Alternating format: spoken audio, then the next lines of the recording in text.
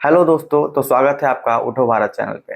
दोस्तों, रात के लगभग 12:30 बज चुके हैं और अचानक मुझे ख्याल आया माइंड में कि हम प्रकृति का हिस्सा हैं या प्रकृति से भिन्न हैं, अलग हैं। तो काफी मंथन करने के बाद पता चला कि हम प्रकृति का अभिन्न हिस्सा हैं।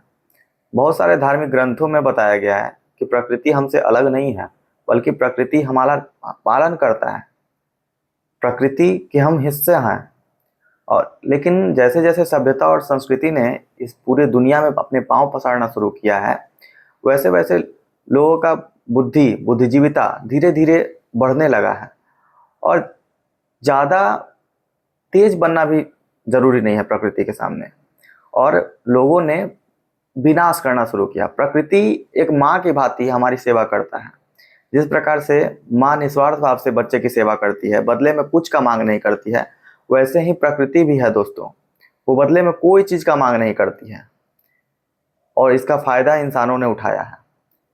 एक बूढ़ी माँ को लाचार समझ करके बच्चे धक्के मार करके घर से निकाल दे रहे हैं आजकल, और धर्मशालाओं में भेज दे रहे हैं। लेकिन प्रकृति को भी उसी प्रकार लोगों ने उसका दुरुपयोग किया है। प्रकृति में ये प्राकृतिक संपदाएं सहित उस परमपिता परमेश्वर से एक जो भाव है, उसका जुड़ाव होना चाहिए। लेकिन लोगों ने क्या किया, पेड़ पौधे काटने लगे। आज अरावली हिल की देखिए क्या स्थिति हो गई है। अरावली जो पहाड़ी है उसको किस प्रकार से क्षतिग्रस्त किया गया है, काटा गया उसको। आज पेड़ों की कटाई हो रही है, लोग फर्नीचर बना रहे हैं, जिसके कारण वर्षा वर्षा दिनानुदिन देखिए कहीं कहीं पे बाढ़ की विभीषिका आ जाती है, बाढ़ आ जाता है, और कहीं कहीं पे सुखाड़ ही आ जाता है। राजस्थान जो इलाका है, राजस्थान में एक समय में लहरों पे लहरें उठा करती थी। वहां भी समुद्र का हिस्सा हुआ करता था, लेकिन लोगों ने वहां के पेड़ काटना शुरू कर दिया, जिसके कारण वो विशाल मरुभूमि में तब्दील हो गया दोस्तों। तो प्रकृति का हम लोगों ने किस प्रकार से समूल नाश कर रहे हैं। कुछ अंग्रेजों ने नाश किया। जब भारत गुलाम हुआ तो अंग्रेजों ने पेड़ पौधे काटना शुरू किया विशाल मात्रा में, ताकि रेल लाइनों की पटरियां बिछाई जाने जा सके। नदियों पे आज बहुत सारे बांध बनाए गए हैं। बांध का पानी जब उफान मार देता है या फिर बांध टूट जाता है, तो वहां के जो स्थल रूप है वो पूरे तरीके से जलमग्न हो उठते हैं। प्रकृति हमारी सेवा करना चाहती है शुरू से ही। वो हमें आगे बढ़ने देखना चाहती है, लेकिन हम जो है मानव, वो सुधरने का नाम नहीं लेते हैं। उसे तो बस स्वार्थ ही सोचता है, और प्रकृति निस्वार्थ भाव से सेवा करती है। देखिए दोस्तों, प्रकृति के पास नियम होते हैं। वो बदला लेना तो नहीं जानती है, लेकिन उसके नियमों के खिलाफ जो चलता है, उसका परिणाम खुद वो भुगतता है। आप ही सोचिए ना। आप हर हम मैं तो मानता हूं, मेरा व्यक्तिगत ये मानना है कि हर एक घटना के पीछे कोई ना कोई कारण होता है। भगवान बुद्ध ने भी यही बताया था कि कोई भी जो घटना हो रही है उसके पीछे कोई ना कोई कारण जरूर है। कोई भी चीज घटित हो रही है, उन्होंने बताया कि दुनिया में दुख है और दुख का कारण है, और दुख को कम किया जा सकता है। ठीक है।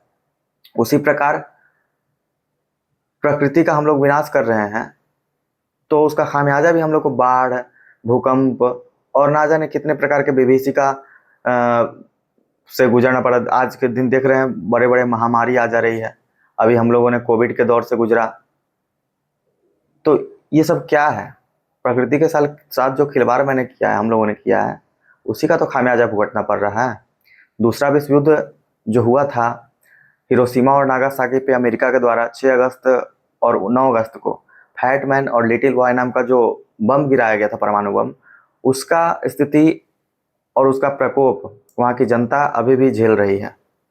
वहाँ की जनता आज भी बहरी, लूली, लंगड़ी इस तरीके से हो रही है दोस्तों।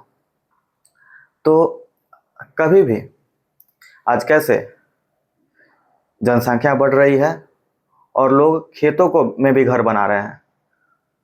फसल अब इनऑर्गेनिक तरीके से उपजाया जाने लगा है। बायोडैप, खाद, बीज, तरह तरह के कीटनाशक छिड़के जा रहे हैं, जिसके कारण जैव आवर्धन भी बढ़ रहा है। पोषक तत्वों का पौधों के रूप से होकर के हमारे भोजन में प्रवेश कर दिया जा रहा है, और जिसके कारण हमारा शरीर का जो कोशिकाएं हैं वो क्षतिग्रस्त हो रही है दोस्तों। तो प्रकृति कभी भी गलत नहीं चाहती है, और इंसानों को सब कुछ वो प्रदान करती है जो उसके जीवन को चला सके। लेकिन हम इंसान ही दोनों हाथों से पूरा बटोरने में लगे हुए रहते हैं, इधर से भी ले लें, इधर से भी ले लें, इधर से भी ले लें, और जिसके कारण हमारा खुद का नुकसान हो जाता है। महात्मा गांधी ने भी कहा था कि प्रकृति के पास मनुष्य के पेट भरने के लिए तो सब कुछ है, लेकिन पेटी भरने के लिए नहीं। संसाधन जो है, संसाधन का परिभाषा के रूप में वो बताए थे और हिदायत दिए थे कि इंसान, प्रकृति पेट भरने के लिए तो सबको देती है, आगे बढ़ने के लिए सबको देती है, लेकिन पेटी भरने के लिए नहीं। हमें भविष्य के बारे में तो सोचना पड़ेगा ना, भविष्य के ईंधनों को सुरक्षित करना पड़ेगा, संसाधनों को सुरक्षित करना पड़ेगा, ताकि आगे आने वाला जो भविष्य है वो खतरे में ना जाए। ठीक है दोस्तों, धन्यवाद। मिलते हैं फिर किसी वीडियो में, तब तक के लिए शुक्रिया। अपनी राय इस कमेंट में जरूर बताएं। धन्यवाद।